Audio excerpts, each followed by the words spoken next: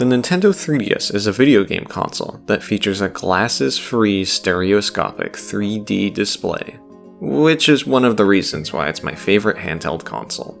I'd often use the internet browser to look at 3D images or download cool photos. A LEGO NES, 3D printed Mii's, an early Wii U gamepad, Nintendo 3DS demo? The 3DS comes from an era where internet access was widespread, but people weren't as worried about documentation or archiving media. When the 3DS was revealed in 2010, news outlets praised its 3D display, going hands-on with demo units. Though Nintendo didn't want recordings of the system, as the 3D gameplay couldn't be captured with a regular camera. On the E3 show floor, various pre-release software was shown, and some snippets made it to the internet. The thing that eluded me was that some of the software shown didn't release in the same form, or at all. There never was a 3D Classics version of Super Mario Bros., but here it is being shown at E3. Paper Mario looks completely different from the final game. On June 17th, 2010, E3 had finished up for the year, with Nintendo's demos never to be seen again. Well, that was Nintendo's plan anyways. Thanks to the 3DS Challenge team, a few of these demos have been recovered from prototype units. Alongside a group of researchers and reverse engineers, AK Family Home was able to showcase 7 of these demos. A handful of them never received full releases. There was 3D Paddleball, Photo Dojo DX, 3D Hopper, Face Ace, Target Shooting, 3D Challenge, and Camera Demo. Many of these titles hadn't been seen outside of the attendees of E3 or select press. This is a really important batch of titles, but there are still a good chunk missing.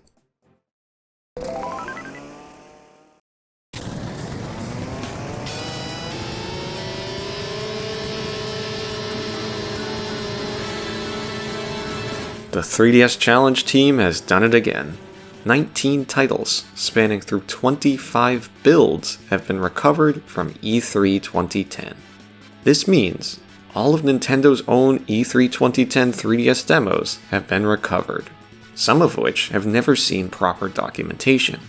Software is split into 3 categories: real-time previews, pre-rendered videos, and playable demos. Real-time previews play back a set of inputs or animations with models and textures existing in the files. Pre-rendered video contains a recording of gameplay in 3D. They have a limitation where 3D depth cannot be altered. It's either on or off. Playable demos are games that can be played. Simple enough. With that out of the way, here's Mario Kart Preview. This is a real-time preview. The 3DS itself is rendering the scene and allows for analog adjustment of depth with the 3D slider. The touchscreen claims it's a non-interactive demo, but it's possible to use the slide pad to adjust the view. The preview shows Mario and Luigi racing through Mario Circuit, Rock Mountain, and Woohoo Loop. Some graphical differences from the retail game include multicolor boost panels and a slower spark from drifting. The track designs are a bit different too. Most notably, they're missing glider ramps. It seems Nintendo didn't want to show off any big twist of the game. Even the files indicate karts weren't customizable yet. The preview plays for about 2.5 minutes, and then it's over. It looks cool. It's certainly Mario Kart in 3D, but there's likely more going on under the hood. Thanks to a patch from Pablo MK7, it's possible to open a debug menu and even play the game. In addition to the tracks shown at E3, more tracks are available to race on, many of which are in a primitive state. There's Woohoo Island A, Super Famicom Mario Circuit 1, Wii Luigi Circuit, GameCube and DS Yoshi Circuit, DS Mario Circuit, and a few test areas. The game runs very slowly in race mode, but at least it's playable. Mario and Luigi's movements are synced. Pressing X will cycle through green shell, banana, blooper, and mushroom items. A Bob-omb goes unused in the files. Holding L and flicking the slide pad up will moonjump the karts into the air.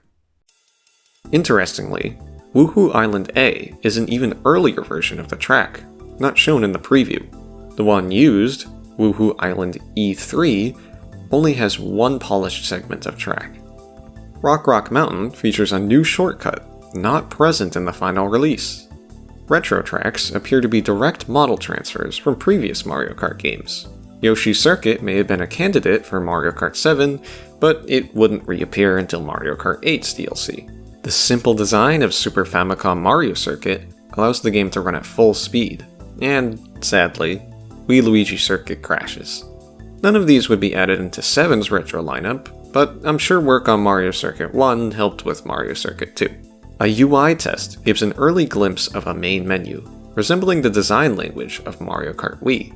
After selecting a mode, speed, character, and kart, an option is presented for manual or automatic drifting, straight from Mario Kart Wii, though finishing selections will cause a crash. Next is Animal Crossing Preview, a real-time demo.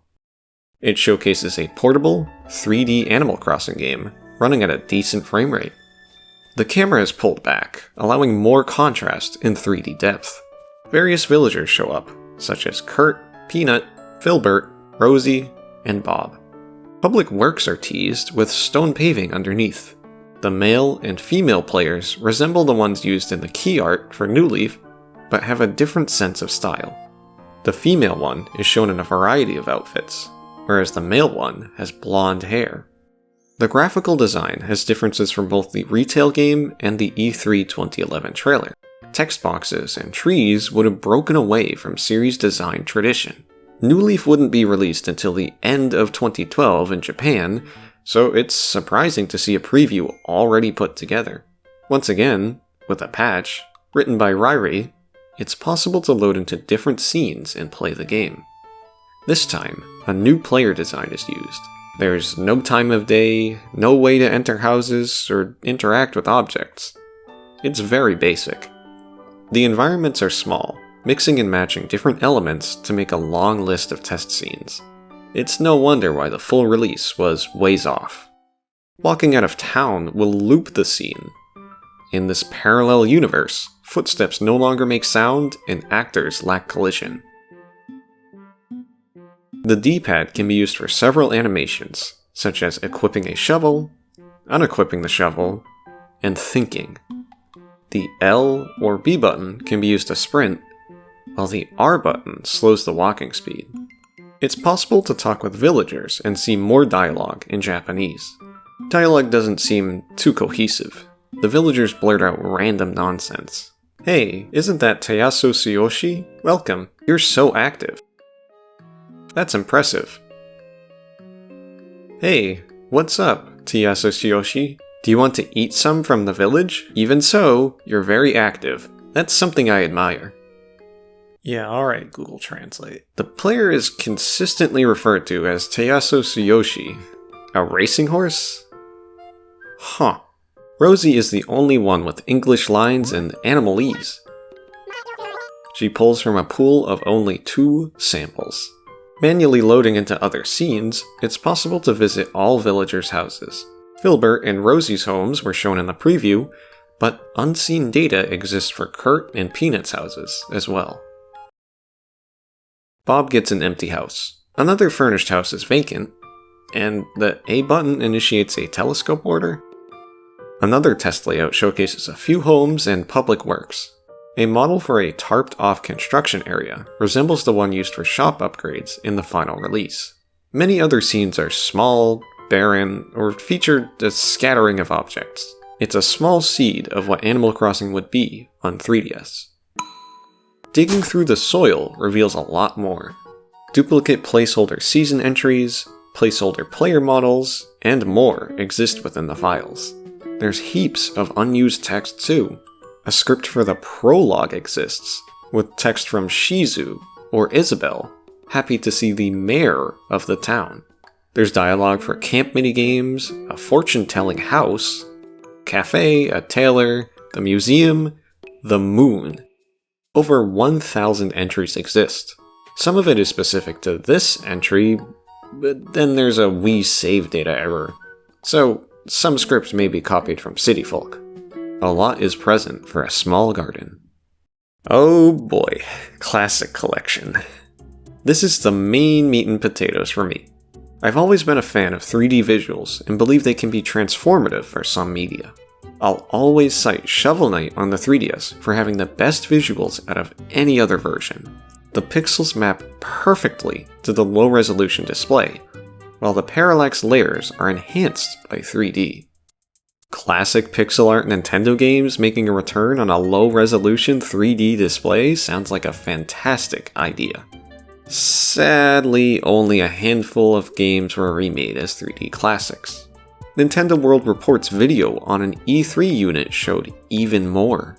With the work done by the 3DS Challenge team, it's finally time to see what this is all about.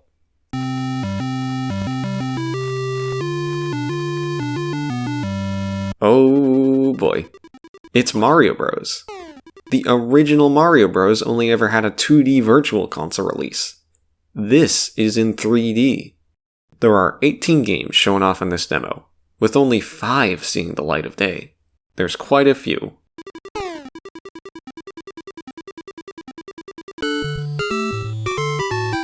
Oh gosh, it's the baseball theme.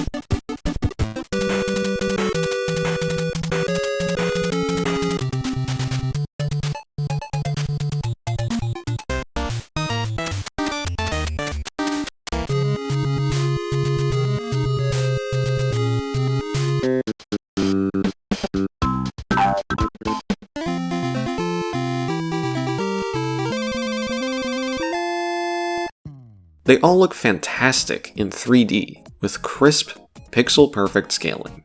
Arika did a great job.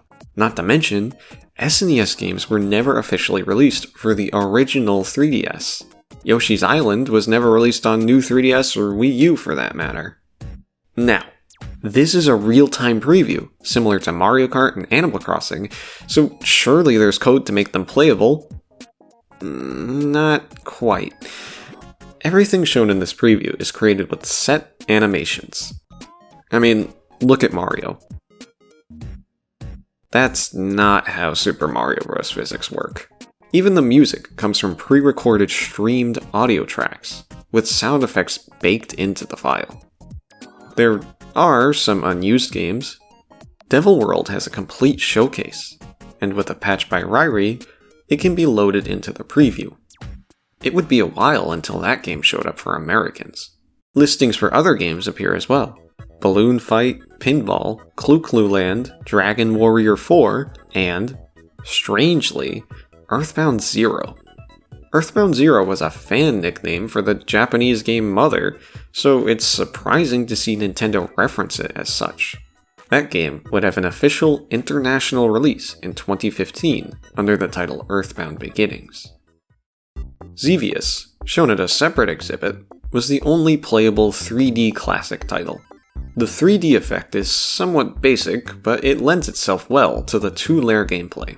The game uses 3 layers of depth: shots in the air, bombs on the ground, and text in the middle. The final build replaces Shionites with layered clouds, enhancing the depth. The touchscreen contains game information, removing the UI from the top screen. When text does appear, it's on a layer above the ship. It's Xevious, developed by Arika. There's one last real-time preview.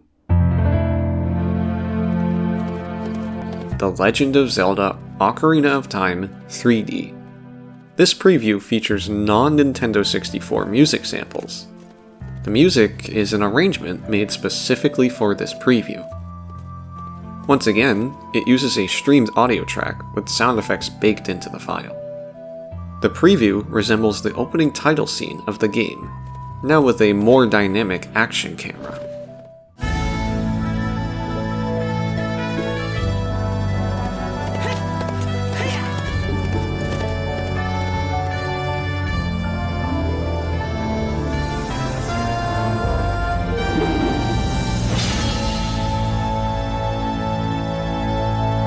It's a good showcase of the 3D.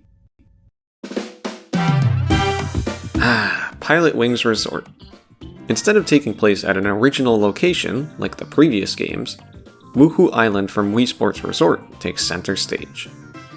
This playable demo features 2 stages, Plane Ring Flight and Rocket Belt Balloon Flight. These characters don't look like Mii's, especially with those cross eyes. Getting into the game, the controls feel a bit wonky. The plane swings far too wide. It's a mix of poor sensitivity and a counter push. Notably, the plane is missing its boost. The rocket belt also feels a bit off. Fly through some rings, pop a few balloons, and the demo is already over. The early logo looks cool. Another build, dated July 16th, 2010, was also recovered, and has quite a bit more content. An early main menu shows an option for multiplayer, which never made it into the final release. Unfortunately, selecting it does nothing. All sorts of other differences exist. There's a basic model viewer, a debug mission select, and an option to pick your favorite color to soft lock the 3DS with. Free flight is included without any timers or info markers. Fly high enough, and unrendered holes will begin to appear. From the looks of it, this is a fully featured build. Missions exist for every class, with 33 in total to pick from. The plane finally gets its boost mechanic. The hang glider makes an appearance too. Some finishing touches weren't there yet, but Pilotwings Resort was pretty far along in development by July 2010. Star Fox in 3D. The title screen reuses art from Star Fox Command, which itself is a remake of art from Star Fox on SNES. The logo is a direct copy from N64, with 3D tacked onto the end. This playable demo takes the gang through Corneria, though there aren't any iconic voice lines. There aren't any sound effects or music either. In space, no one can hear you scream. Compared to the final release, the texture work is a bit different. An upgrade from N64, but not the same level of detail seen in the full release. While it's possible for the ship to take damage, the shield gauge will never go down. There's no way to lose in this demo. A patch can be applied to reveal an early level select screen, featuring Corneria and Meteor. With thumbnails giving a preview for each stage, I wouldn't be surprised if Meteor was bound for E3. In fact, a screenshot of Meteor was shown at Nintendo's booth. With all the meteors moving about, this stage is a great showcase of 3D depth. The demo for Nintendogs Cats is fairly basic. There are 3 breeds of dogs to pick from: Beagle, Golden, and Yorkie. Options remain relatively simple. Pet the puppy, mess around with supplies, or play with a different one. This is nice and all, but something is missing. Oh, right, cats. Cats were shown in screenshots at Nintendo's press conference, but they're nowhere to be seen in this demo. A couple unused dog breeds are referenced internally: Poodle and Shiba Inu. It's just Nintendogs on 3DS.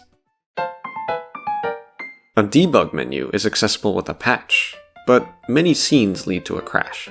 Working scenes include Disc, Kennel, Hotel, Good Shop, Shampoo, Reform, Diary, Sato, Asakura, Takedera, Chike, and a few others. Iwata's Mii shows up as a placeholder in the text boxes. Asakura loads a piano, which doesn't seem to function. The selectable samples show the only reference to a cat in gameplay. Chike, or area, has more room and backgrounds not shown in the preview. An early version of the Mario house is selectable, with different flooring and a lack of music. Hidden in the files, alongside a listing for Mario's music, is an unused Zelda music sequence that doesn't appear in the final game.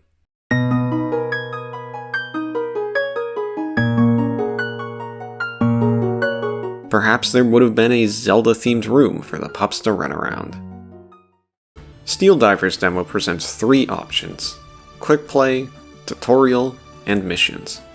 Missions present a selection of 3 subs: the ND01 Manatee, ND03 Tiger Shark, and ND05 Serpent. This game's product code is NDSS.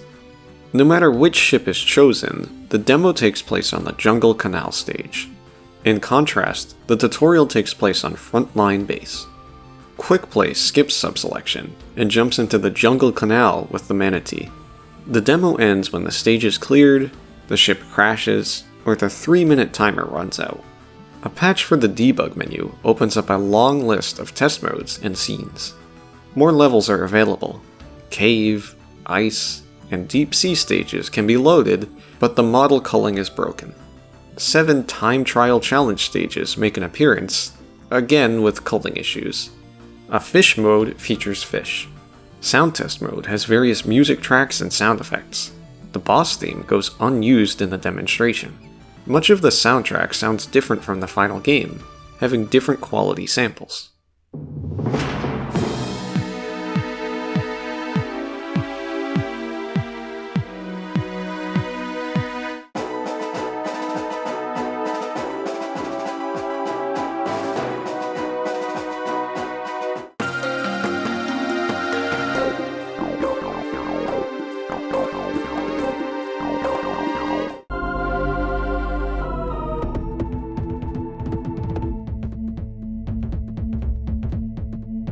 Text test tests text.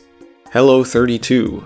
This is a float 4.40. In it, mode title adds a ranking selection to the menu. The first missions button presents an early stage select screen, which leads to a crash. The second missions button brings up the challenge selection. Model viewer mode shows off a ton of models. Ships, levels, steel commander icons, cockpit UI, and 3DS SDK models. Horrid. New builds of a few previously discovered games and apps appear too. There's 3D Challenge, Face Ace, Camera Demo, and Paper Mario Preview. Most of these are near identical to their previous builds. More details on these titles already exist elsewhere. 3D Challenge is notable for being a June 4th build. It's similar to the July 7th build, but lacks a debug menu. This would have been the polished version shown to attendees at E3. Kid Icarus Uprising has a few builds with pre-rendered videos. These videos are unable to change depth, as the camera position was already set while rendering. The original trailer was shown on stage during the E3 press conference, with footage that appears to be 480p. That's a higher resolution than the 3DS display, and better resembles the Wii. That lines up with comments from Sakurai about early development on the game. A 3D version of this trailer exists in 2 builds. The June 9th build shows off the impressive 3D graphics paired with orchestral music. The June 2nd build, however, uses a placeholder sequenced audio track, with an altered arrangement and missing sound effects. The guitar has an especially different composition. It's really cool. Hit. Prepare for land battle. Hit. Prepare for land battle.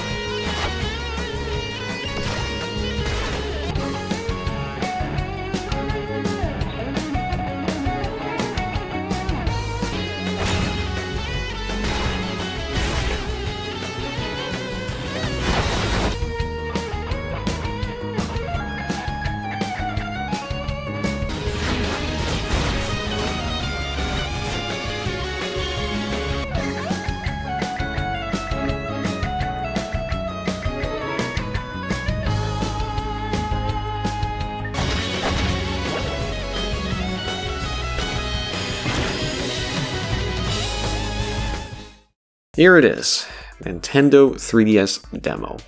I've had a picture of the title screen sitting on my 3DS for years, but didn't know what it was for. A 3DS demo. What, like the built-in applications? An early version of Street Pass Me Plaza? Not quite. Nintendo 3DS Demo is a collection of high-quality 3D videos. The visuals are striking, with things popping out of the screen. Its background music would later be reused in the Japan-only New 3DS Limited Invitation Sale software. Once the video is over, the software cycles through some real-time 3D dioramas. The slide pad can be used to nudge the camera. These dioramas would later be used as completion rewards for Puzzle Swap. Most of these stayed the same, with the exception of Link, who appears GameCube left-handed in this demo. Various movie trailers were converted for the 3DS with mixed quality 3D. Tangled looks best, filling most of the screen. How to Train Your Dragon lacks a lot of depth, with very little popping out. Legend of the Guardians has issues with thin black bars appearing on the left and right, creating a ghosting effect in 3D. Nintendo may have been pushing for 3D movie content on the system, but most streaming services were stuck in 2D. Over on the Japanese eShop, a handful of 3D movies were released in full. None of the ones shown at E3 got an eShop release. Nintendo would work with Disney and Warner Brothers again to release other movies, and DreamWorks would supply a handful of shorts. It's the Thriller song that you know and love, featuring DreamWorks Animation's Shrek characters. Phew. 19 titles, which have not been previously investigated in depth. I think I have a better understanding of Nintendo's E3 2010 after exploring them all. Many games were in a primitive or unplayable state, but Nintendo wanted to show off that glasses-free 3D display. Their decades-long interest in stereoscopic 3D games reignited right as major manufacturers were starting to mass-produce 3D TVs. The glasses-free panel was something that needed to be seen to be believed. This is something you really need to see for yourself. I can't really show you how good this looks. It's one of those things you really need to see for yourself in order to really appreciate how good it looks. Yeah, I really wish you guys could see this at home, I'm sorry. 25 builds that would have never been seen after 2010. Yet, they're available on the Internet Archive 15 years later.